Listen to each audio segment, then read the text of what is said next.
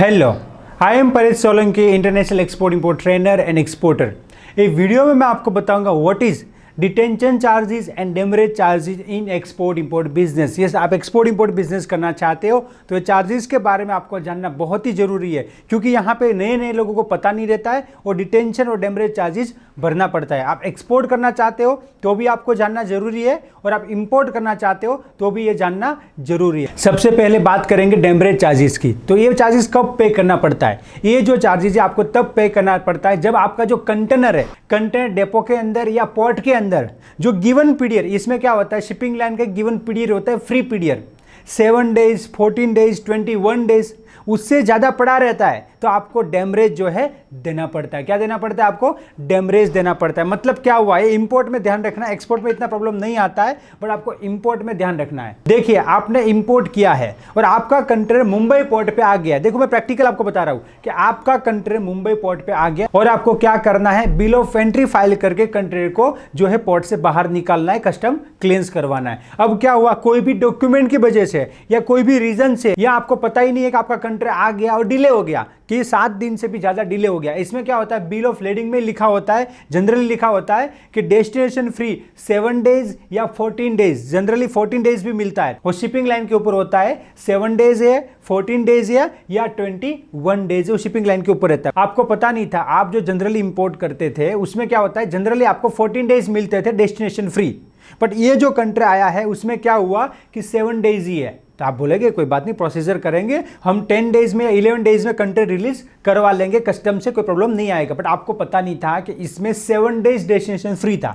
अब क्या लगेगा आपको, डेमरेज लगेगा 3 दिन का। क्या लगेगा, डेमरेज लगेगा 3 दिन का। इसको बोलते हैं डेमरेज चार्जेस। जो हमारा कंटेनर है बियॉन्ड टाइम पोर्ट के अंदर पड़ा रहता है तो डेमरेज चार्जेस लगता है। दूसरा होता है detention charges, container detention charges. इसमें क्या होता है कि आपने पोर्ट से कंटेनर उठाया, मतलब फैक्ट्री स्टफिंग के लिए कंटेनर पोर्ट से उठाया, तो उसमें भी जनरली 7 डेज फ्री मिलते हैं। कितने मिलते हैं? जनरली जो है 7 डेज फ्री मिलते हैं।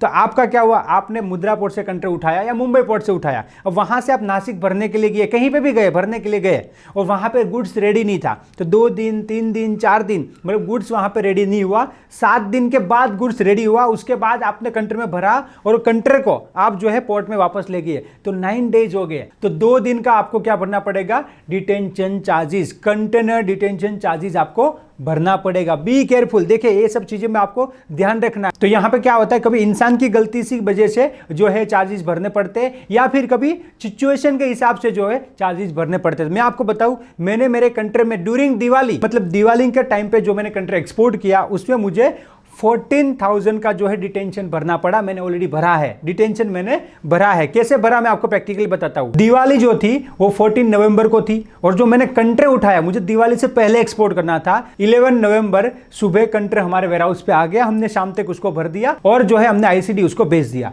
अब प्रॉब्लम क्या हुआ कि दिवाली के टाइम पे रश था, तो कस्टम का सिस्टम नहीं चल रहा था, तो शिपिंग बिल हम लोग फाइल नहीं कर पाए। 12 को नहीं फाइल हुआ, 13 को शिपिंग बिल फाइल तो हुआ, पर 13 के बाद जो 14 को तो दिवाली थी, तो उसके बाद जो है थोड़ा वेकेशन जैसा माहौल आ गया, क्योंकि दिवाली न्यू ईयर होता है, आपको मालूम है, थोड़ा वेकेशन जैसा होता है, तो कंटेनर जो है कस्टम क्लियरेंस नहीं हो पाया। तो फिर दिवाली के बाद वो कंटेनर 19 तारीख को अहमदाबाद आईसीडी में कस्टम क्लियरेंस हुआ। क्या हुआ, कस्टम क्लियरेंस हुआ। उसके बाद ट्रेन से वो मुद्रा पहुंचा, उसके बाद ट्रेन से वो मुद्रा पहुंचा 21 तारीख को। कब पहुंचा? 21 तारीख को। तो मैंने कंटेनर कब उठाया था? 11 नवंबर को। पोर्ट में कब पहुंचा?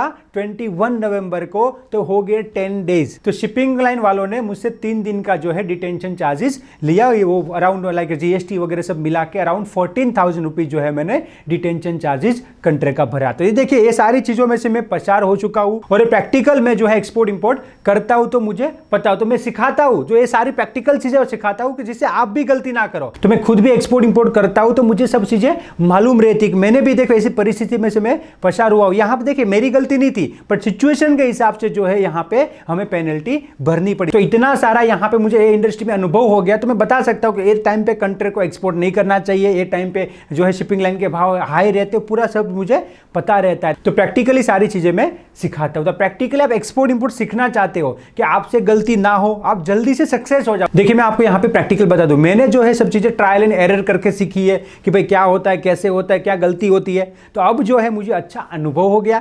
और यहाँ पे मेरे स्टूडेंट भी एक्सपोर्ट करते तो वो भी अपना अनुभव मुझसे शेयर करते सर ऐसा ऐसा भी हुआ है, तो मुझे और भी यहाँ पे नॉलेज मिलता है जो मैं लोगों के साथ शेयर करता हूँ और प्रैक्टिकली जो है एक्सपोर्ट इंपोर्ट सिखाता हूँ। तो आप भी प्रैक्टिकली गुजराती बिजनेसमैन से बिजनेस सीखना चाहते हो तो मेरा ट्रेनिंग ज्वाइन कर सकते हो। तो यहाँ पे मैंने आपको बताया है कि डिटेंशन एंड डेमरेज चार्जेस क्या होता है इन एक्सपोर्ट इंपोर्ट बिजनेस। और भी आपको एक्सपोर्ट इंपोर्ट रिलेटेड कोई भी क्वेरी है तो वीडियो के नीचे कमेंट कर सकते हो। वीडियो अच्छा लगा तो और लोगों तक शेयर कीजिए और इंडिया का एक्सपोर्ट बढ़ाने में मेरी हेल्प कीजिए। और एक्सपोर्ट इंपोर्ट के लेटेस्ट अपडेट के लिए मेरे चैनल को सब्सक्राइब कीजिए और टेलीग्राम चैनल को ज्वाइन कीजिए। आपको एक्सपोर्ट इंपोर्ट के लेटेस्ट अपडेट मिलते रहेंगे। Let's go global together. Thank you.